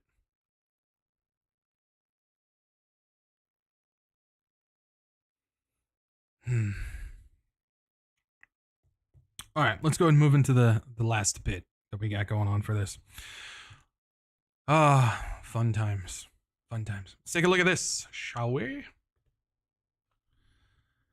The White House expands digital outreach with official Rumble account. Embraces alternative tech. The reason why they're embracing Rumble and alternative tech is because the same guys in Trump's administration are the same guys who created Rumble. Yes. This is how this all works, man. Let's go ahead and jump on into this, shall we? The White House is expanding its digital presence by launching an official account on Rumble, a video sharing platform that has positioned itself as a free speech alternative to YouTube. The account went live today, aligning with President Donald Trump's commitment to reach the American people where they are and provide unparalleled transparency and accountability in the government. So, this is a part of this new media that's going on. I've been talking about how the mainstream media is dead, and they did away with it. So we got mainstream media has been dead. They ran out their course. We've of course got the big thing that I already talked about, the USA situation with all the money going to the media. Well, that completely puts the heart or the dagger in the heart when it comes to mainstream media. But like I said, they've been building up this alternative media when it comes to influencers and podcasters and Twitter people and all this stuff. And you have platforms like Rumble, which of course, which was funded by Peter Thiel and JD Vance. They're part of that as well. Chris Pavlovsky, who's the CEO, he's all hooked up with not only Trump's administration and the leaders who have funded Rumble, but he's also hooked up with all the alternative media guys like Russell Brand and Tucker Carlson and all that stuff. That's why they get promoted so much on Rumble. We talked about how Rumble has taken over the video platform of Truth Social, the Truth Media stuff. So Rumble's in partnership with that. Again, private companies, private corporations in partnership with the government. And so when they reduce all of these things, who benefits? This is a serious problem. But because it's the new media, because it's the media that says all the things that all the people like now, there's no problem. Even though it's literally the exact same thing that's been going on with the left side and their mainstream media. But because it's now saying things that they like, it's okay. This is a problem. This is a problem. Founded in 2013, Rumble has gained traction among free speech supporters, many of whom discovered that big tech platforms, particularly YouTube, have engaged in censorship and suppression of certain viewpoints. I agree with that. It absolutely has. Absolutely has. But I believe that that's part of this shift when it comes to creating this new media. The White House has also made a significant shift in its approach to media engagement, embracing independent outlets and alternative platforms for press briefings and official communications, as long as you align with the new narrative that they want to push. As long as you align with that. In contrast to past administrations that primarily relied on legacy media, Trump's second-term White House has welcomed a broader range of voices, ensuring that independent journalists, podcasters, and alternative media figures have direct access to government officials and critical information. You guys remember all of the media campaigns against Trump? I mean, they were just bowling him over any chance that they could. They just kept throwing darts and throwing all this stuff like that, built a giant aggression of people towards the mainstream media. Where did they go? Went to the alternative media. But the alternative media is funded, bought, and paid for by the alternative administration. And so now mainstream media raised up Donald Trump. The media raised up these new media people. And so now they can cut them down and move everybody to over this, thinking that it's trustworthy. The WEF Davos meeting of 2024, rebuilding trust. This is part of that campaign. This is the deception that's going on in front of us right now. It's just shifting. Nothing's going away. Nothing's changing. Just like the U.S. aid thing, it didn't go away. It just merged. It just shifted. It transitioned. It's the same thing with what's going on with this. It's just merging. It's just shifting. It's just transitioning into the next state of what they need it to be. This is the exact same thing, and I've made this comparison before, and I'm going to make it again. It's the exact same thing Hitler and his team did when he took over. He came in and started shifting things. He started redefining what Christianity is. We talked about that on Saturday. He started taking away free speech when it comes to certain things that applied to his campaign. We talked about that on Saturday. He took over the media. He took over the culture. He started changing things. He started giving the illusion of fixing things when all he was doing was redefining it according to what they needed for that narrative, and people embraced it. It's literally identical to what is happening with this situation right now. It's the same play, the same playbook, and it's going on right in front of us. Unlike previous White House administration that largely catered to corporate press, the Trump administration has actively diversified its media reach.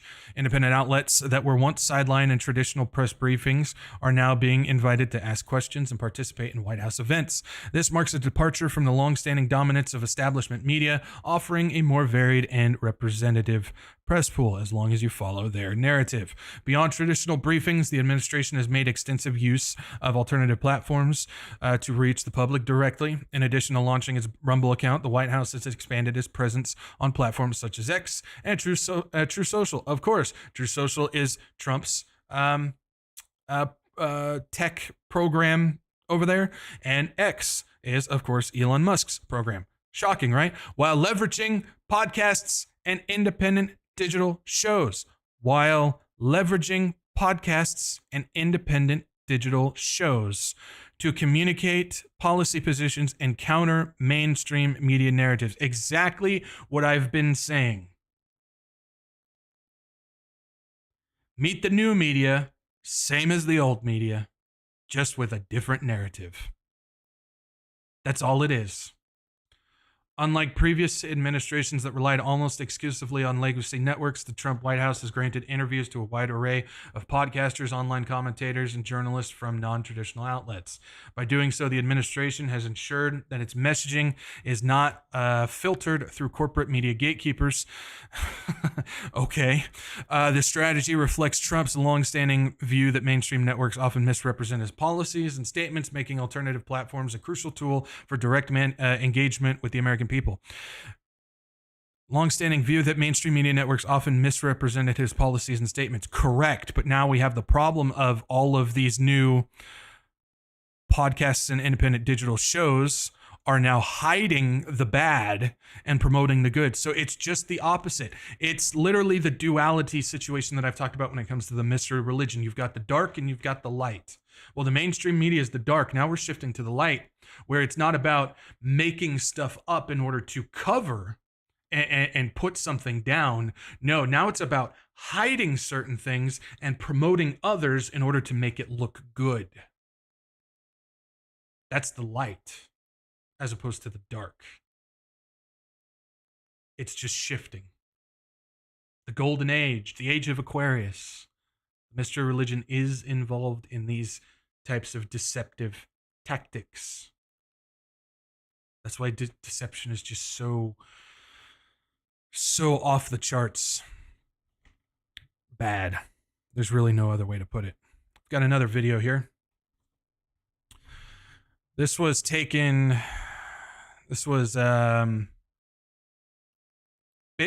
It was the Bitcoin 2024 in Nashville. This was that big event where Trump spoke at this event, and he was promoting the Bitcoin reserve and making America #1 crypto and all that stuff. This was in Nashville 2024. Well, we'll see here. This is a dinner, a Rumble dinner with Chris Pavlovsky. Let's take a look at some of the people that are at said dinner, shall we? We're at Bitcoin 2020. I got to actually pull up the screen. Give me 1 second here. There we go. Here we go. Oh, yeah, I'm sure you guys can already recognize that face, right? That's Chris on the left, and there's Russell Brand. We're at Bitcoin 2024, and this is the dinner that you want to be at. Look at this lineup over here. You know what I mean? Trump and Tucker Carlson. This is the right dinner. Marxism. The reason that Marx is a genius, Don. Tucker, hear me out. It's one big club and you ain't in it. One big club and you ain't in it. I can't remember her name, but she's big on the whole thing with Trump on Rumble as well. She's got her podcast show. I can't remember her name. But yeah, you got Trump there, of course, Tucker Carlson. It's just one giant club, and you're not in it. It's because Rumble is a part of this new narrative network, this new media network that they've been setting up and getting ready to happen. And last but not least, we've got this as well. Fox acquires Red Seat Ventures, home to Megyn Kelly and other Fox alumni. So Red Seat Ventures is the one that basically issues the advertisements for podcasters and online shows and all this stuff. And so if you don't play by their rules, you don't get ad revenue. So this is definitely a conflict of interest in this.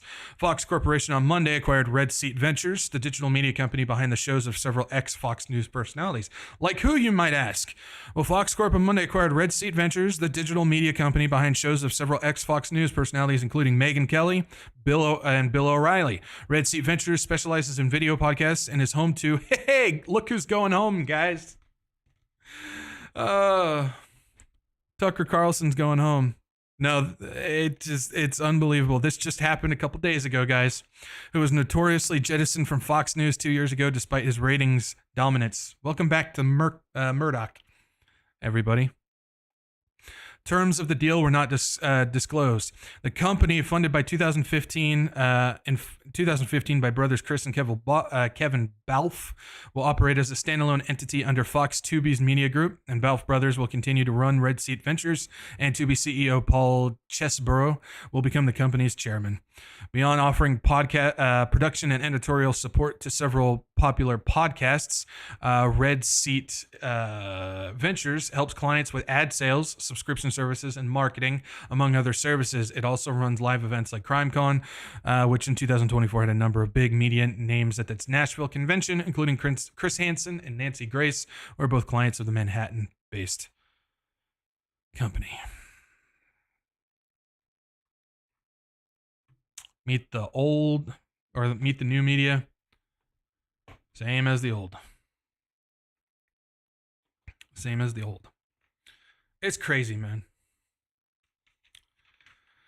So again, the reason why I talk about this stuff, and I get so fired up about it, I'm passionate about this subject. I've been told that I have Trump derangement syndrome because of it. No. No, I'm just fired up about this because I see what's happening out there. I truly see what's happening out there when it comes to the deception of what's going on. I don't claim to be an expert on it. I don't claim to have all the answers. I don't claim to not be deceived myself. But in this situation, I'm actively watching people choose to deceive themselves. I'm seeing people who are falling for this charade, this theater that really, at this point, you go back a year ago and everything was so much more difficult to see what was going on. It was. You had to really dive. You really had to look. I get that. But at this point, you really don't have to dive anymore. It's there. In 10 minutes of just searching on the internet with no special places to go or anything like that, you can find this.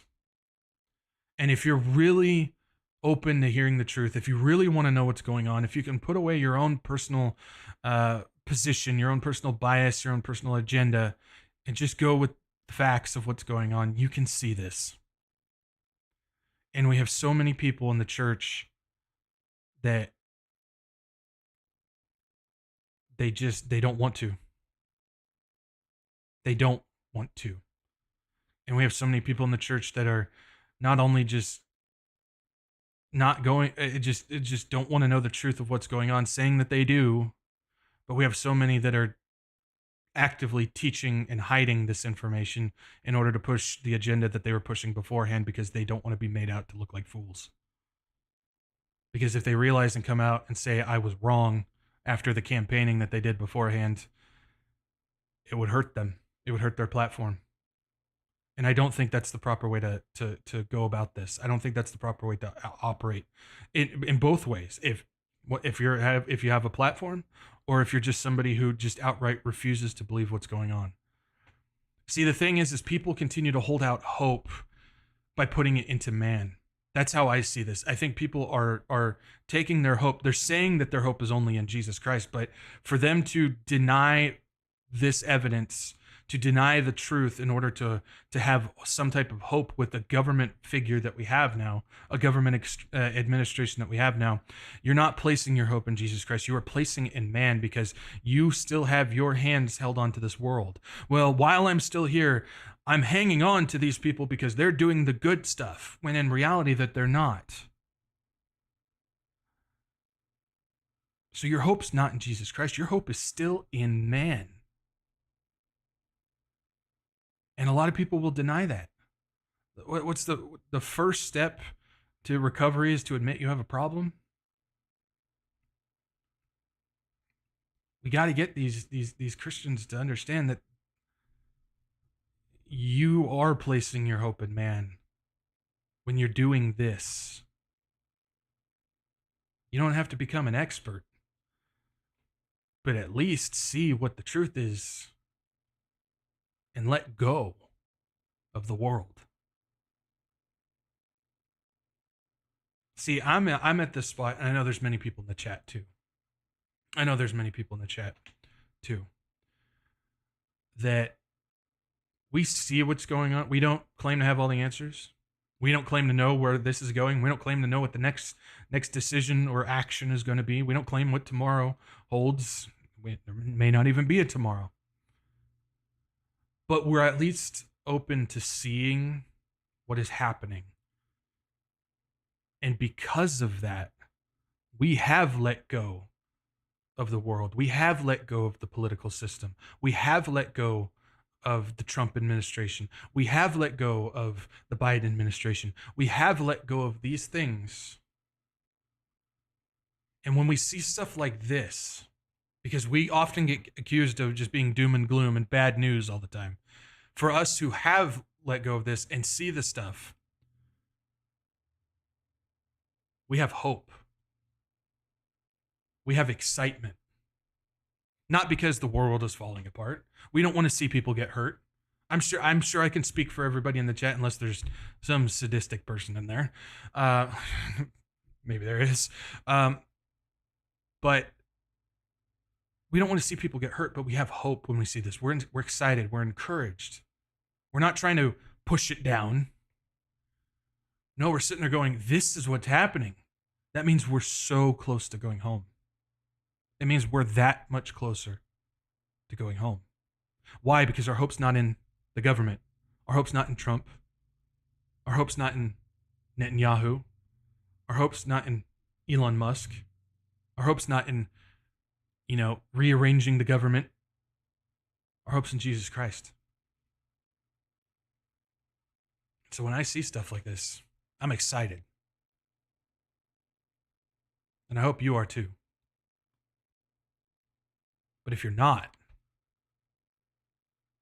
hopefully, you can learn to let go of Trump and the government and the world.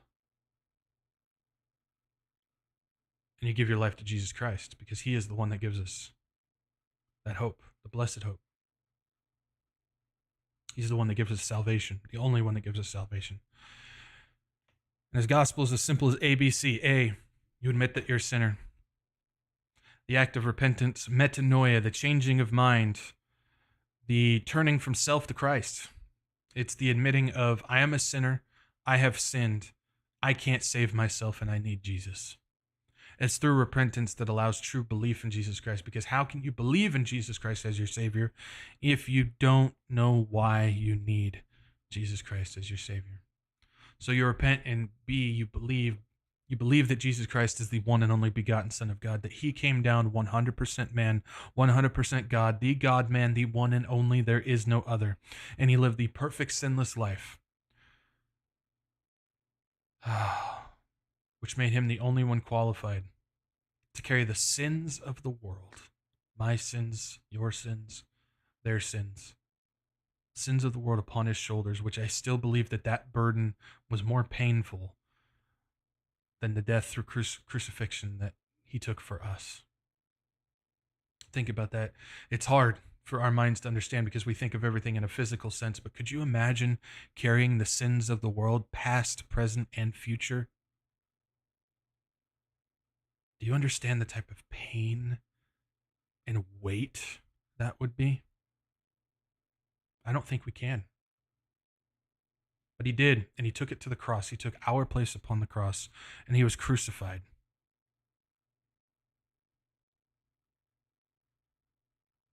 Should have been us. Should have been me. And he died upon that cross. But because there's power in the blood of Jesus Christ, because he did exactly as he said he would, he did exactly as he promised he would, and he did exactly as he prophesied he would. He defeated death and rose again on the third day. For all who believe in him shall not perish, but live forever in his presence and in his glory. The glory is his, not ours. Remember, knowing the story and believing are two very different things. You can know the story, you can say the sinner's prayer, but if you don't have your faith placed in him, if you don't believe in him, that means nothing. So you repent, you believe, and see as you call upon the Lord. The simple prayer of, Lord Jesus, I am a sinner and I have sinned, and I need you to save me. Lord Jesus, I believe that you are the one and only begotten Son of God, that you came down and lived the perfect sinless life, that you died upon the cross, and that you rose again on the third day. Lord Jesus, come into my life, come into my heart, and save me. Amen. Oh, man. What a glorious day it's going to be when we get to go home, man. What a glorious day it's going to be. All right, how are we doing on our time? We are late, so I will do my best to get through these questions because a lot of us have work and stuff tomorrow. All right, let's take a look here. Nancy West, question. Have you seen the live stream of the summit on AI? Vance was the first speaker. Is that recent? I've seen a bunch of summits on AI, but I don't remember Vance speaking there. So if that was recent, Nancy West, please email that to me so I can check it out. Otherwise, no, I have no idea what you're talking about. So I'm not going to stick my foot in my mouth. So I'm sorry. But yeah, if you have that, send that to me, please. Let's see. Patrick Starr. Question. Does the media purposely spam the news with Israeli headlines so people become desensitized to hearing about it? Seems like all the news coming out of Israel is really hard to keep up with. I think there's multiple aspects to this. I think one is it's so chaotic over there that the news agencies really don't know how to keep up and report on it. Which is one of the reasons why I don't necessarily talk about it very much. I've talked about that before. It's hard to get a handle on what's going on. Two, I think a lot of it has to do with building up a hatred towards the Jews, towards the Israeli state. And so when that happens, there's other reasons too, but I think those are the two main things. One, the reporters really don't know they don't have a handle on what's going on. And two, I think because with all that information coming out, you're seeing a massive increase, of course, with the anti-Semitism, which we know that's going to happen. The anti-Semitism is coming in many ways, many forms, and from many different sources. And it's tough. Garrett Hoffer, question. Trump asked if Vance would be his successor as president. Yeah, Trump quickly said, no, I saw that. That was funny. He didn't say it, but his thing was basically, no, absolutely not, which is kind of funny. Then tried to clean it up. Any thoughts? Seemed like a firm, quick no, ag governance, third term. I think people are going to take this the wrong way. But I think he's the last U.S. president, man. I think that's just what it's going to be. I think he's the last president, the last U.S. president, which is interesting because there's those books and there's the one called The Last President, which is fascinating. But no, like I said, I you guys can go back and watch my videos from before all of this. This was like a year before we were even at the election. This was at the beginning of 2024. I said, Trump's going to win and he's going to be a dictator. I gave three options. I said, there's three options. But I said the one that I was leaning towards was Trump was going to win and he was going to be a dictator. And I think that's exactly what's happening right now.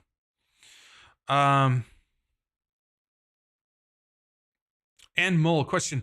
David Jeremiah has a book called The Golden Age, referring to the millennium. Since the Golden Age is an occult term, do you think there's connection or just a coincidence? I don't think there's a connection between the occultic Golden Age and the biblical millennium, if that's what you're asking. Absolutely not. If you haven't, go take a look at some video from David Jeremiah's church and take a look at the stained glass behind him. Tell me what you see. He has the Eye of Horus in his stained glass in his church behind him. I think there's... I don't want to speak out of turn, and I'm not going to go in any depth, but I personally believe there's something very odd with David Jeremiah after I looked at some of that stuff. I'll just leave it there. That's all I'm going to say. David Jeremiah is also connected to Daystar as well. So do with that with what you will. Let's see here. Trace Severs, question. Do you think all chiropractor care is New Age? No, absolutely not. There's some aspects that make sense, but I don't know. No, there are many chiropractors who practice New Age. So be very careful in choosing a chiropractor. But chiropractor care itself is not New Age. Absolutely not. It's a way to take care of our body. I know a lot of people think it's fake and it's a scam and stuff, whatever. I have used chiropractic care when I absolutely needed it and it worked.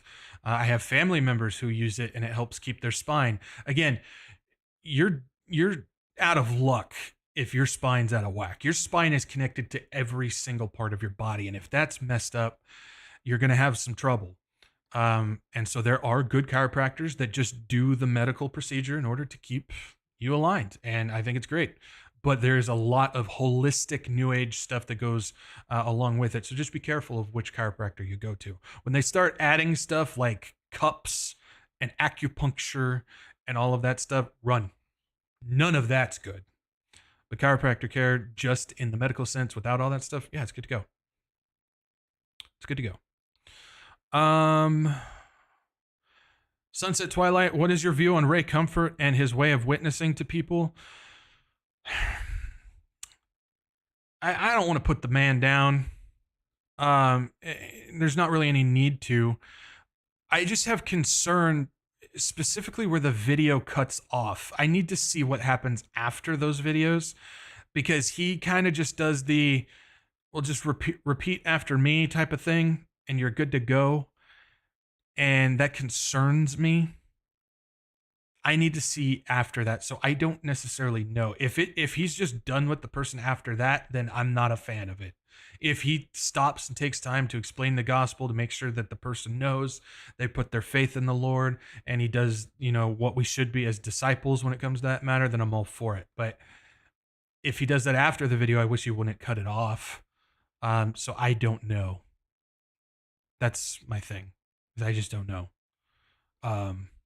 But it's the same thing when I see street preachers that go up to him and go, well, have you lied? Have you sinned? Or have you lied? Have you, lusted after a woman? And they go, yeah, well, you need Jesus. Just say this prayer after me. And then they repeat the thing and then they move on. It's like, that's not it. That's not it. You need to present the gospel. You need to present the gospel. So I just need to know more. That's all. That's my thing.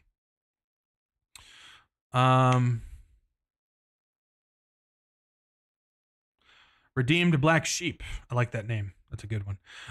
Question. Was it you that said that I believe that Saddam Hussein went to school over here in the 60s and 70s? No, that was not me. Nope. You got the wrong guy. So keep on searching. Keep on searching. Cheryl Vogel. Question. In what time frame do you think the system will be completed? 4 to 5 years? I have no clue. I don't do the time stuff. I don't do times. I don't do dates. I don't do any of that. Because the thing is, God can make things happen whenever he wants to. That's the thing. I get that argument all the time. I'm going to open up a can of worms. We're at the end of the show, so it's fine. But a lot of people, the main argument that I hear from people with me, because I believe that Babylon is Babylon in Iraq. I believe the Bible, every time it mentions Babylon, it specifically mentions that city. It wouldn't change randomly this one time at the end. And the biggest argument that I get is, well, there's not enough time to rebuild Babylon. God can make anything happen at anything that he wants to. Nobody says that the city has to be completed. Remember, prophecy's patterns.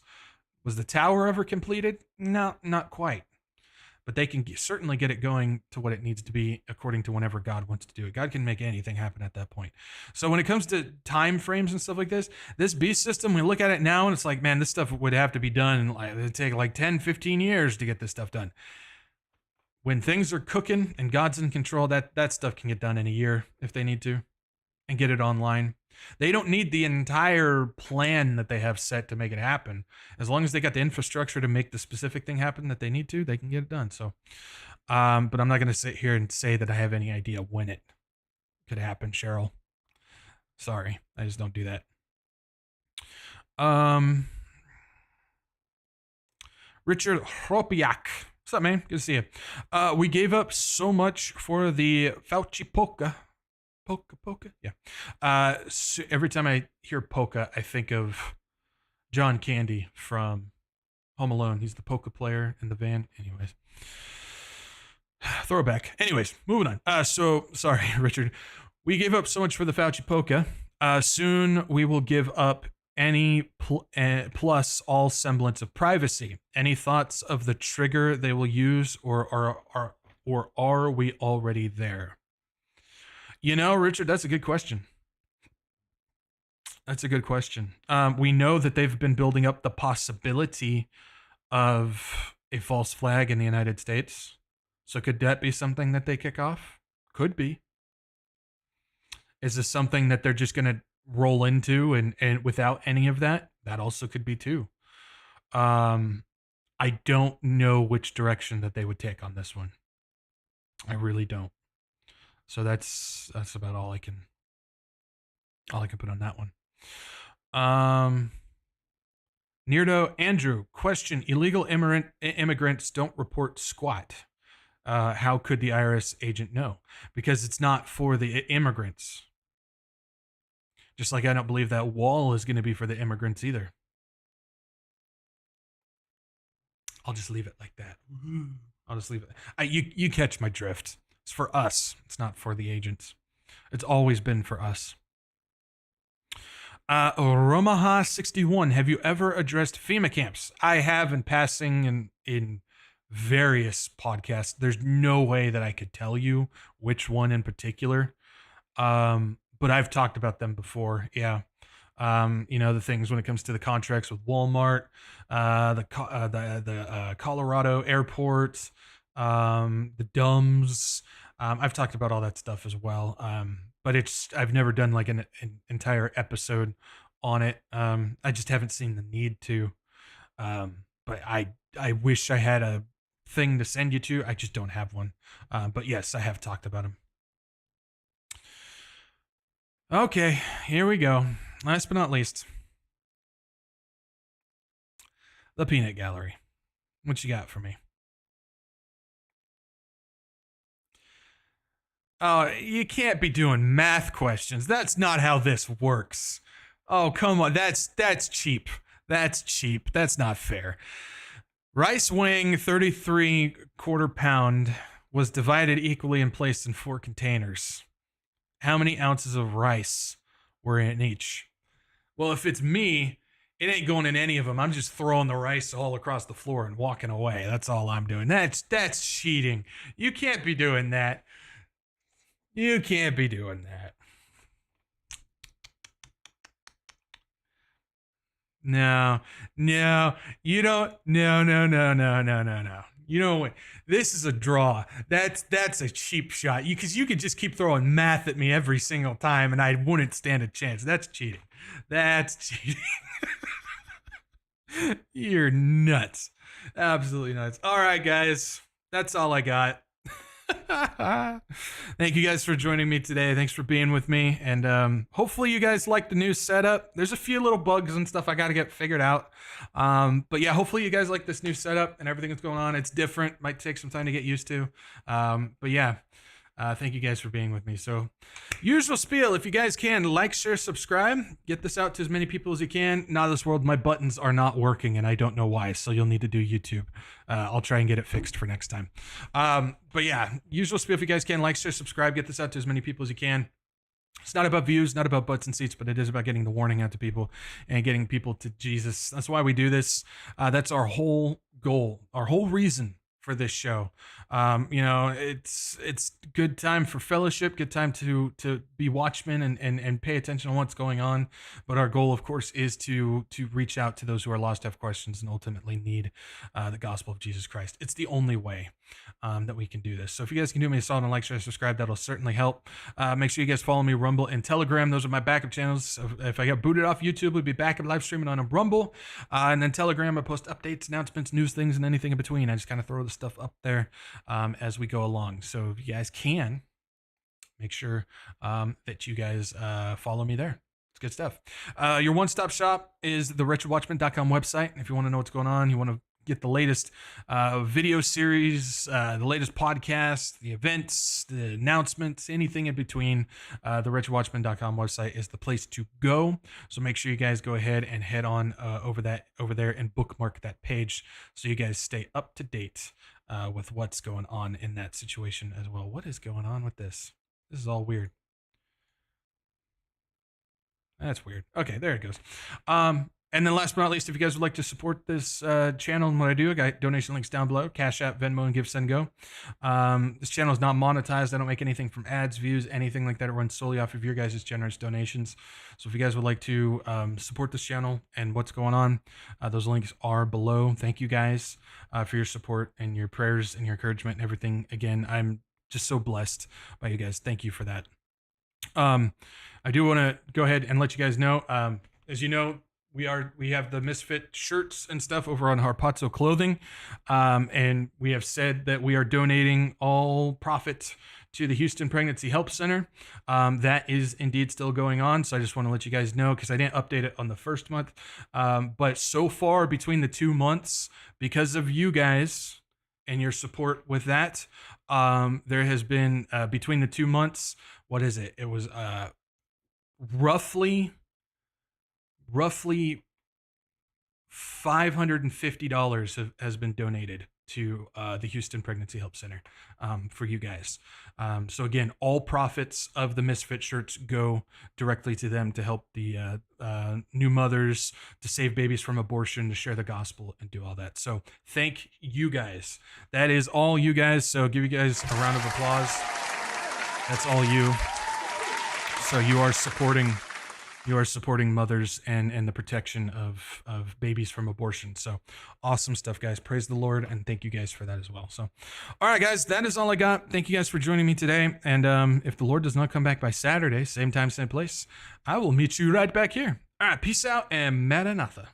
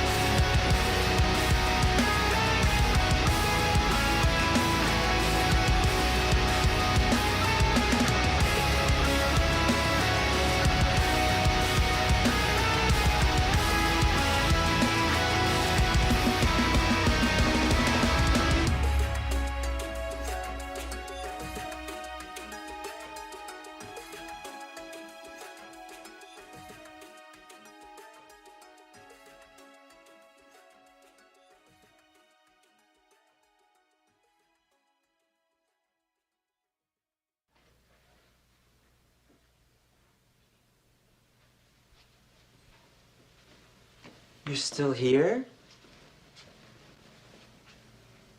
It's over. Go home.